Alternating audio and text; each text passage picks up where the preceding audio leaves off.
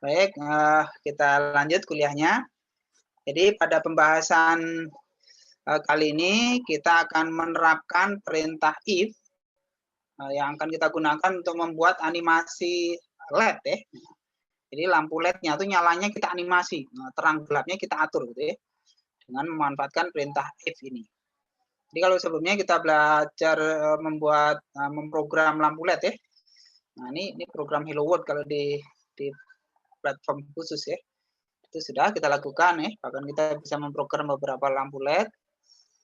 Tuh, nah selanjutnya bagaimana kalau kita meningkatkan tampilan LED-nya supaya bisa dia animasi ya dengan memanfaatkan perintah if ini. Jadi perintah if ini kalau mau dibuat apa cara kerjanya ya, atau flowchart-nya ya. Jangan saya nulis. Saya coba tulisan ya, saya buat tulisan. Jadi perintah if ini ya, kalau dia ketemu kondisi ini, nah, ini namanya kondisi ya. Nah, jadi ini dari start, ini start, nah gitu ya. Nah, ini kondisi, ada kondisi ya. Nah kondisi ini isinya statement yang mempunyai dua keadaan ya, keadaannya yaitu true atau false. Jadi ini berisi statement atau perintah ya, statement lah, statementnya yang nilainya hanya ada dua, yaitu true atau false. Ya. Nah, terus kalau dia true maka dia akan mengalir ke sini misalnya. Ini jika true. Nah, nanti ada perintah berikutnya apa yang mau dikerjakan. Kalau dia false maka dia bisa bercabang. Ya. Jadi misalnya kalau false, ini kalau false, ya. Nah dia bisa bercabang ini. Di sini bisa ada blok, di sini juga ada bisa blok juga boleh ya. Setelah false ada blok boleh gitu ya. Aduh sorry. Gitu. Boleh ini ada sorry. Oh, nggak bisa terlalu pinggir ya. Oke. Jadi ini boleh nih ada blok, ini blok perintah ya. Kalau saya bilang blok itu berarti di situ bisa ada beberapa perintah ya, satu atau lebih gitu ya. Terus dia bisa bermuara di perintah selanjutnya atau N gitu ya. Akhir dari ini nih N berarti ya. Ini N. Nah, gitu ya. Atau akhir dari flowchart. Nah, gitu. Untuk mudahnya kalau kita lihat contoh programnya aja ya, mungkin malah lebih mudah kita belajar dengan contoh ya. Nih, kalau kita geser ke bawah. Nah, ada contoh ini ya. Mungkin bisa kamu coba langsung di simulator ya. Nah, kita coba aja di simulator ya. Nah, saya matikan lagi. Ini saya rekam Pak. Jadi nanti kamu bisa itu. Clear, oke. Sekarang kita coba di simulator ya. Nih. Geser ke sini. Lihat. Kamu juga nyoba boleh nih. Caranya kalau mau ngerti sih memang diketik aja. Kalau di copy paste gala ini konsekuensinya kita nggak ngerti apa yang diketik. Coba saya ringkas dulu misalnya. Sayangnya dikecilkan ya. Kita kecilkan lagi nih. Oke. Supaya saya bisa membaca ini. Terlalu besar. Oke.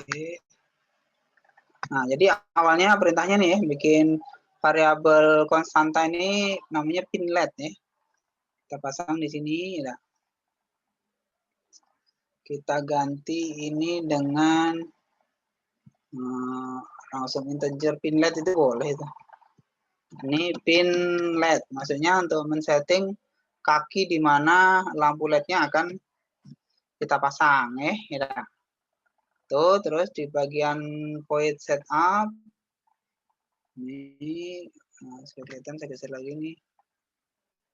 Oke.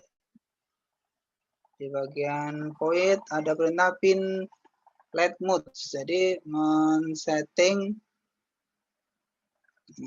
pin mode-nya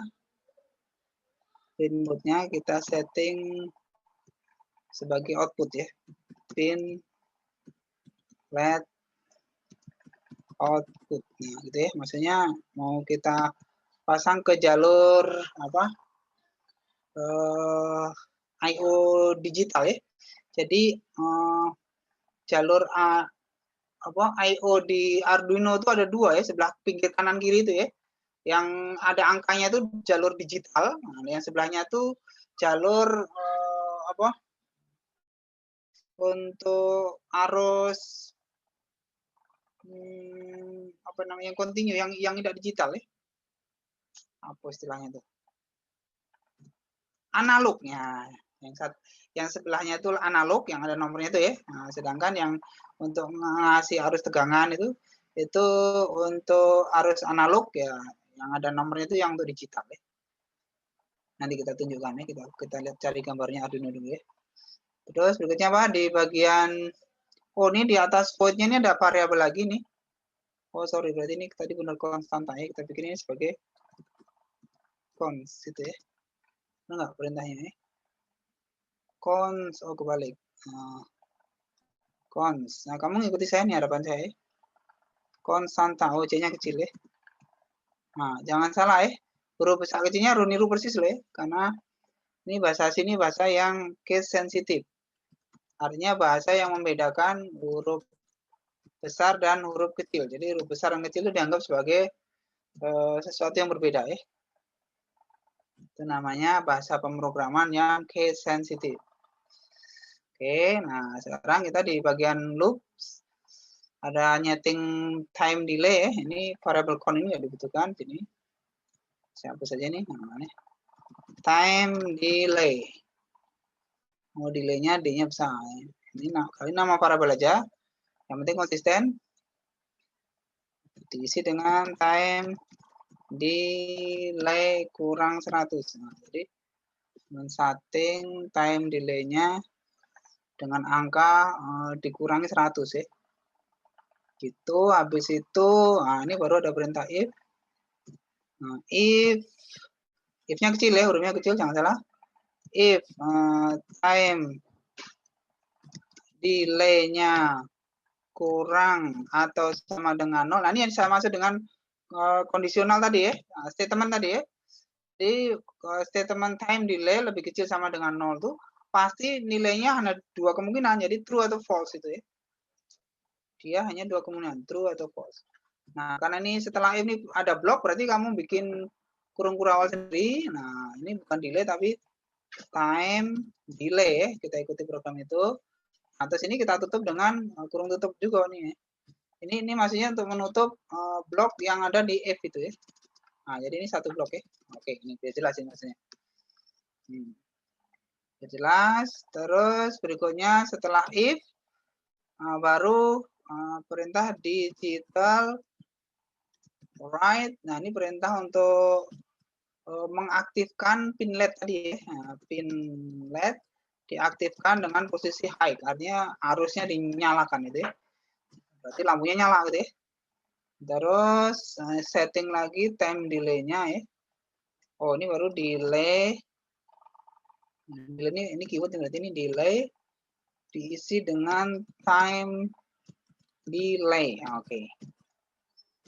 Time delay-nya diatur tadi ya, dikurangi 100, kurangi 100 gitu. Jadi nanti dia nyalanya akan tambah. Terus digital write pin. Nah, jadi habis dinyalakan sekarang dimatikan lagi supaya berkedip ya. Nah, berarti supaya memunculkan efek berkedip gini. Terus habis itu kasih waktu lagi posisi low-nya ya supaya berkedip. Oke, nah sudah.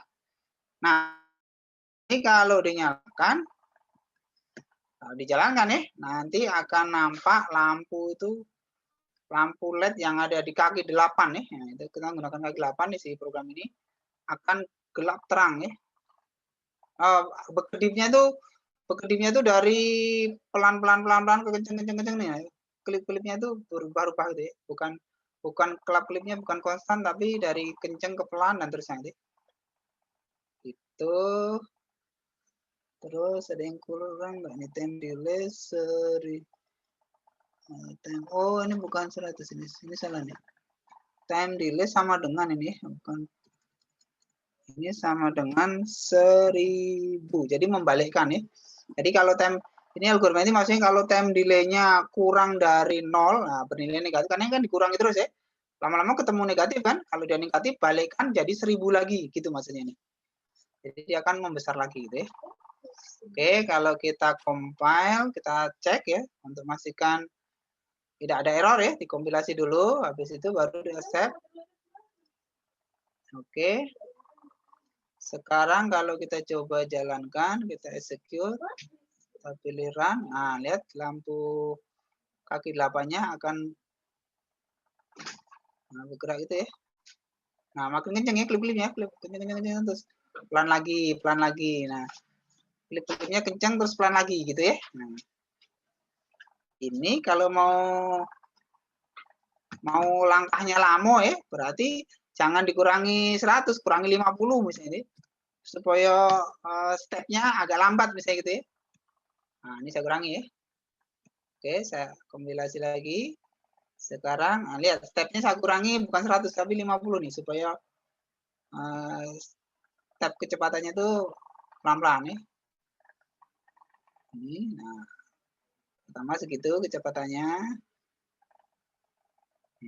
Lama-lama makin kencang, klik-klik gitu ya. Ada nggak yang ngikuti saya nih? Ada yang ngikuti? Ada Pak. Bisa ya? Ada Pak. Ikuti Pak. Ada yang mau presentasi? Boleh menunjukkan Pak. programnya boleh?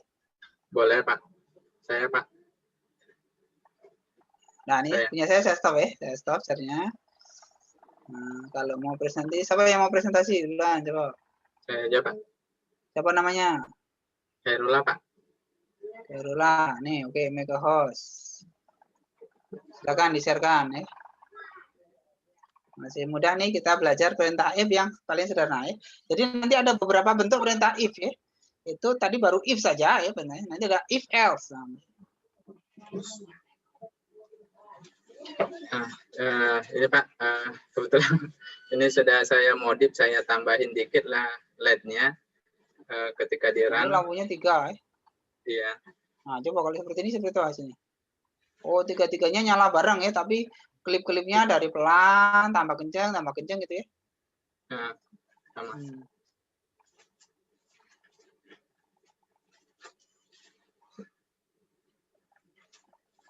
Makin kenceng ya.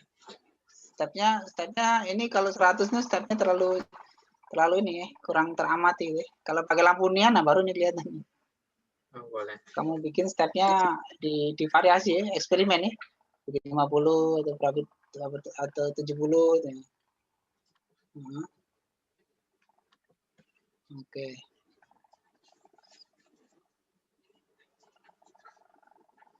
Oke, nah gitu ya. Jadi bisa juga kalau mau diterapkan ke beberapa pinnet. Jadi gini ya.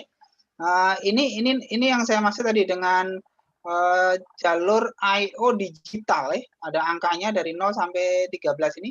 Ini yang disebut dengan jalur I/O digital pada microcontroller Arduino.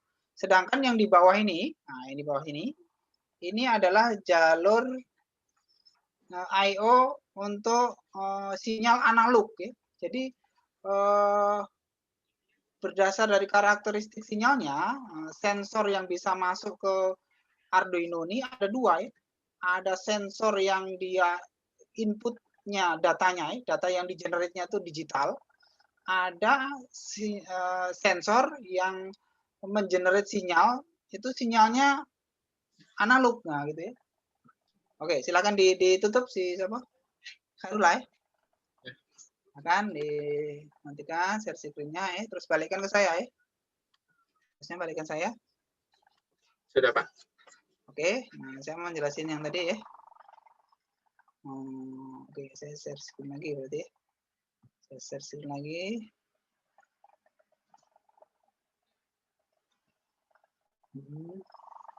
Nah ini ya, jadi yang saya maksud tadi sekalian kita menyempurnakan konsep kita ya tentang I/O dari Arduino ya. Pertama bahwa IC Atmega ini adalah sebuah mikrokomputer ini. Karena di sini sudah di dalamnya ada prosesornya, ada memorinya juga di sini, ada memorinya, bahkan ada disknya ya, ada media penyimpannya ya. Jadi kalau kamu mengupload program ke perangkat Arduino melalui USB ini ya, kamu uploadkan dari IDE-nya itu, dia tersimpan di sini. Ini ada disknya ya, ya disknya flash disk kamu itu bukan hard disk kayak kamu punya, bukan. Pokoknya dia menyatu di satu chip sini. Nah, sedangkan I/O-nya itu bahkan dia bisa menerima dua bentuk sinyal I/O ya. Yang di bawah ini itu untuk sinyal analog. Jadi kalau kamu punya sensor yang sinyalnya analog, nanti masuknya dari sini. Ada nanti beberapa sensor, nanti kita coba nanti mana yang analog, mana yang digital, kamu harus tahu juga. Nah, kalau analog dari sini, sedangkan kalau digital dia baru masuknya lewat kaki. Nah, yang digital channel lampu tadi. Yang analog itu contohnya potensiometer. Potensiometer tuh dia masuknya lewat analog sini dia. Oke, itu. Sekarang tugasnya apa tugasnya? Kita lihat di modulnya ini. Tugasnya coba di step berikutnya. Step berikutnya kita ngelihat bentuk perintah if yang selanjutnya ya. Jadi ini berjalannya program ini dijelasin di buku ini ya. Anda bisa membayangkan apa yang terjadi dengan LED tersebut ya. Tadi ya, pertama kedipnya pelan, lama-lama kedipnya kenceng. Nah, gitu ya. Ketika awal dinyalakan, ini untuk bikin bip bisa nanti ya. Misalnya kalau kamu terapkan untuk apa tuh? Kamu bikin sensor parkir itu ya. Nah, parkir itu kan kalau jaraknya masih jauh, dia kedipnya pelan ya. Hanya bunyi tit tit gitu kan. Tapi kalau dia jaraknya sudah dekat, dia bipnya akan lebih kencang ya. Nah, cara bikin bip yang dari pelan ke kenceng itu seperti tadi, pakai if tadi itu. Nah, itu terapannya. Jadi misalnya nanti kamu mulai belajar memprogram sensor. Kalau untuk parkir itu sensor apa? Ultrasound ya, ultrasonik, ultrasound. Sensor ultrasound. Ya, nanti kalau praktek kita coba ya. Itu bisa kita kombinasikan dengan perintah if tadi ya, untuk memberi sinyal bip gitu ya. Yang bipnya tuh ngasih kode dari kenceng ke lambat gitu ya. Ketika awal dinyalakan, maka time delay adalah 100. Ini cara kerjanya ya. Awalnya time delay-nya di sisi 1000 ya, di sisi 1000. Kemudian nilai tersebut diinisialisasi di baris 14 tadi ya, di atas ini tadi.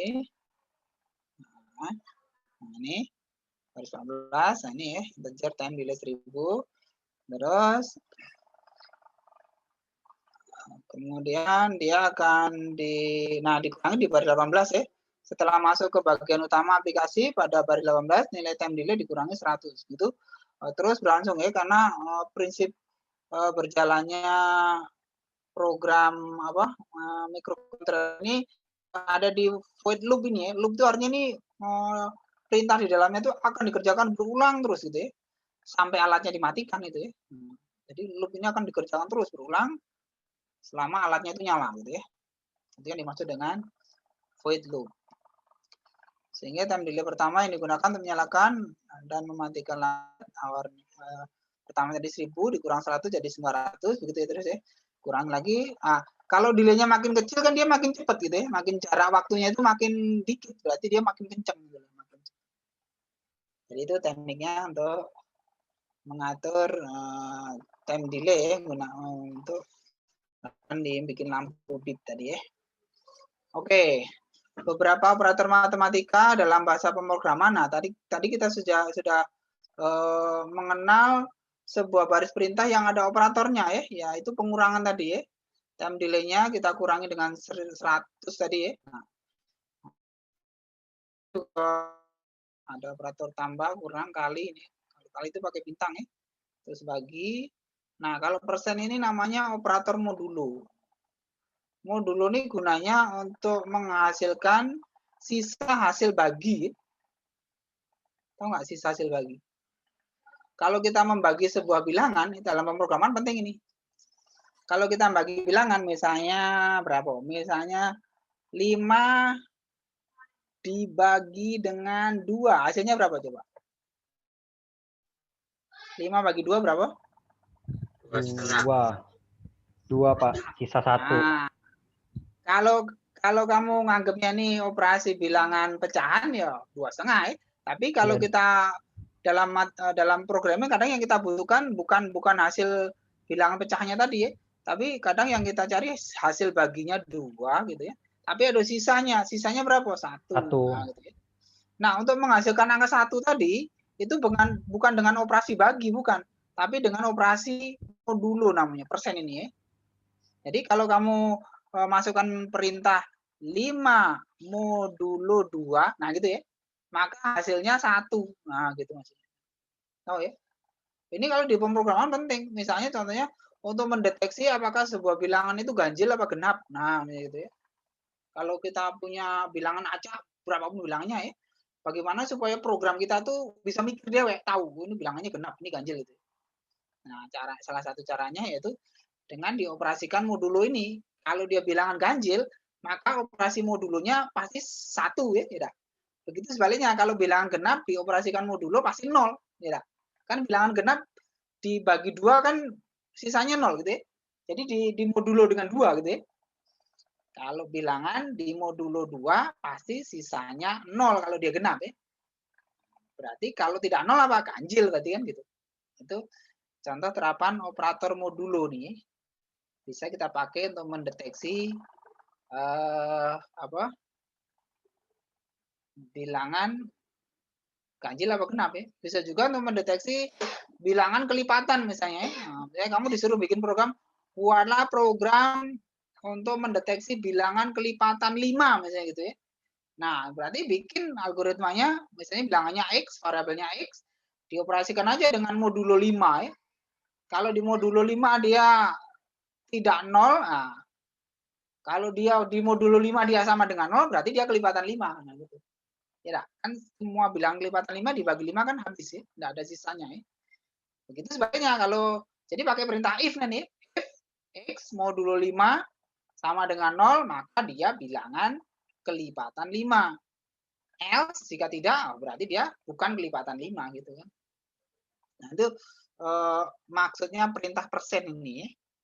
Jadi perintah persen ini ya ada hubungannya dengan pembagian, tapi dia bukan menghasilkan hasil baginya, tapi menghasilkan sisa hasil baginya. Oke. Berikutnya, sorry, saya tutup dulu nih. Ini saya tutup.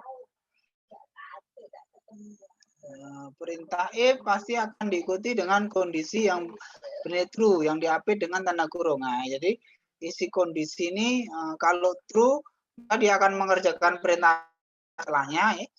Kalau false bagaimana?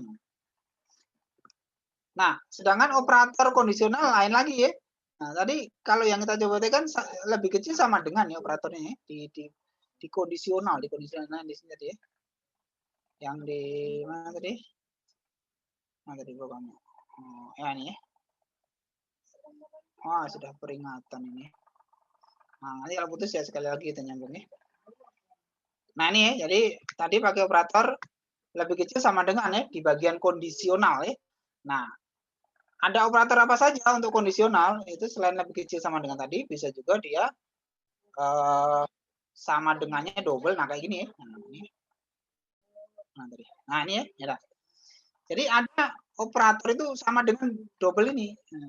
Artinya apa? Artinya kalau sama dengan double artinya membandingkan, bukan meng-assign ya, assignment bukan ya, beda ya. Jadi kalau kamu bikin variabel X sama dengan 5, X-nya sama dengannya itu 1 sekali ya, bukan double kayak ini ya. Itu artinya kamu ngisi variabel X dengan data 5 gitu ya. Jadi X-nya akan berubah, isinya menjadi 5 gitu. Tapi kalau kamu bikin perintah X sama dengan double, jadi X sama dengan 0 gitu ya. Itu artinya kamu membandingkan apakah X berisi angka 0. Jadi hasilnya bukan X-nya berubah jadi 0, tapi hasilnya adalah true atau false. Nah, lihat isi X-nya gitu ya. Kalau X-nya diumpan atau diinput dengan bilangan 0, berarti dia true nanti. Tapi kalau X-nya diisi, jadi saya terus lagi aja ya. Supaya, oke. Jadi misalnya gini ya.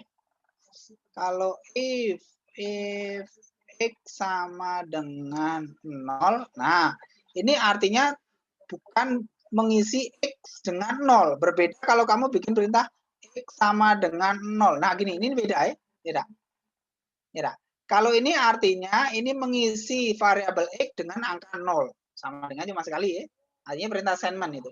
Tapi kalau double assignment, ini artinya membandingkan saja apakah X-nya itu berisi angka 0. Gitu nah maksudnya.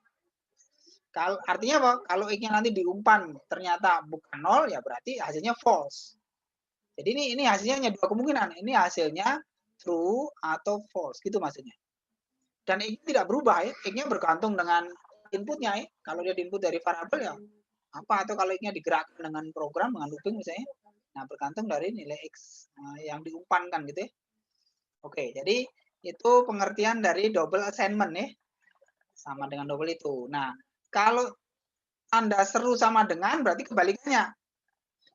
Bacanya tidak sama dengan ya. Kalau sama dengan berarti X apakah sama dengan 0 nian gitu ya. Kalau tanda seru sama dengan berarti bacanya apakah X. Jadi misalnya X tanda seru sama dengan 0. Nah, ini bacanya berarti apakah X tidak sama dengan 0. Nah, gitu. Tentu ada operasi pembanding yang lain, yaitu lebih kecil, lebih besar, lebih kecil sama dengan, dan lebih besar sama dengan. Nah, ini konsep tentang operator untuk kondisional ya. Jadi tahu ya, apa bedanya operator sama dengannya itu double dengan sama dengan satu gitu ya. Kadang kalau kita hendaknya bingung, mau di double sama dengannya gitu ya. Ya, memang dia kegunaannya lain gitu ya. Oke, ada pertanyaan sampai sini?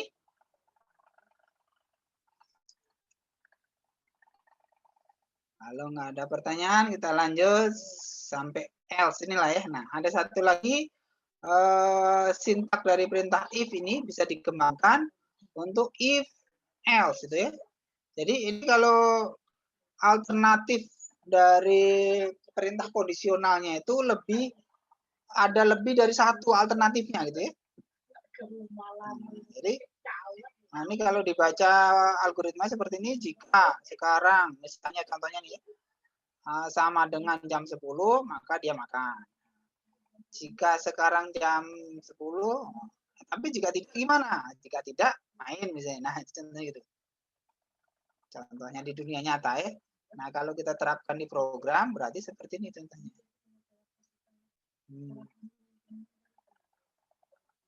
Nah, ya. Konstan integer pinlet sama dengan 8 contohnya ya. Nah, terus kita lihat nih kalau ini ya. Jadi kalau delay-nya kurang dari 1000, maka delay-nya dinaikkan jadi 3000. Nah, gitu ya. Terus jadi dibikin lebih lambat nian gitu ya. Terus time delay-nya 1000 balikan 1000. Terus tapi jika dia tidak kurang dari 100, berarti di atas 100 berarti ya, maka time delay-nya dikurangi dengan 100. Nah, itu contohnya. Ini efeknya sama sih. Nah, tugas kamu sekarang kamu mencoba program ini ya. Ini halaman berapa? Bukan halaman 21 ya. Nah, sudah ini berguna well. Nah, sudah. Jadi saya setting sekarang tugas kamu untuk minggu ini. Tadi ya tugas yang pertama sudah kamu lakukan sih, sudah ada yang presentasi tadi. Kamu hanya mencoba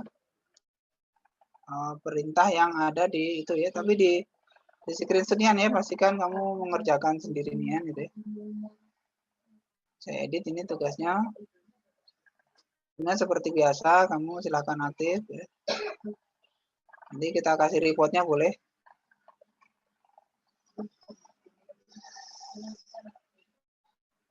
Ini sudah pertemuan 4 ya, biasanya pertemuan 6 atau paling lambat 7 kita kuis ya. Kuisnya ujian online aja kita. Lakukan pertama ada program di bab 2E buku halaman 17. Nah, gitu ya. Sudah, terus screenshot hasilnya di Oke, saya edit dulu nih. Saya mau edit tugas ini biar selesai malam ini. Screenshot hasilnya ya.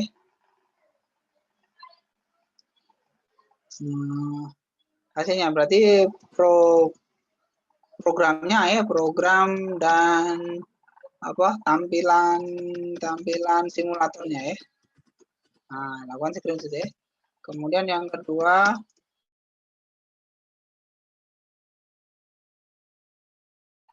juga kamu juga boleh bereksperimen ya, kalau diganti time delay tadi seperti apa ya. Program di halaman tadi yang else tadi ya. Yang ini ya, ini halaman berapa nih? Halaman 2021 ya. Halaman 2021 amati hasilnya dan lakukan eksperimen untuk nilai time delay yang berbeda. Deh. Ini screenshot juga hasilnya ya.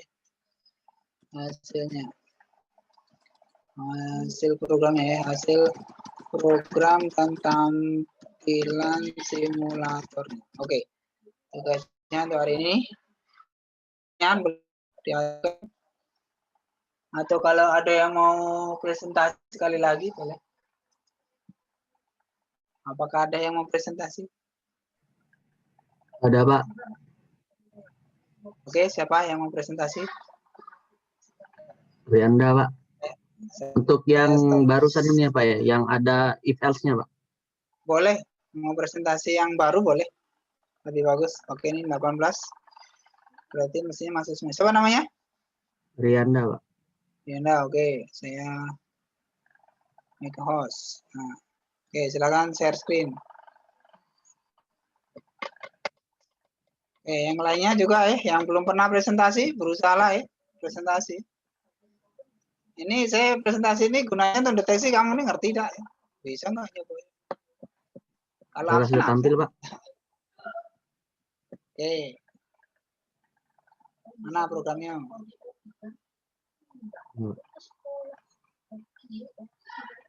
Nah, ini yang kedua ya. Oke, coba kalau dijalankan seperti apa?